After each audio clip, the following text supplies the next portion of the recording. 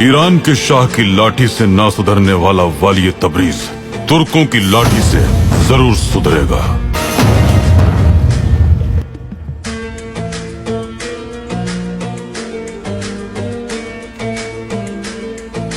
उसे ये दिखना चाहिए कि हम अपनी छड़ी से दूर बैठे वाली को भी शिकस्त दे सकते हैं।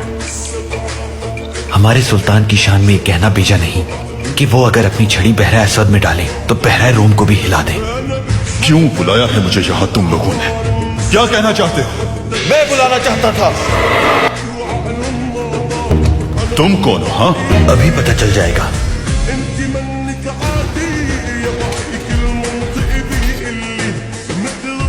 दरवाजे बंद करो, बंद करो। ये तुम्हारा हुक्म नहीं मानेंगे।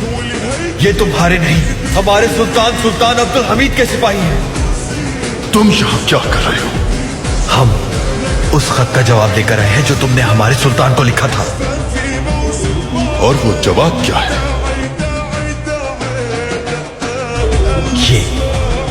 ये है सुल्तान का जवाब। वो झूठ नहीं, तुम जवाब मिल गया तुम्हें? इसे ऐसे कैद खाने में डाल दो जहां से ये कभी निकल ना सके। क्या आप हमारे सुल्तान अब्दुल हमीद से राजी हैं? हम राजी हैं। निकालो मुझे यहाँ से, मैं वाली तबरीज हूँ। निकालो।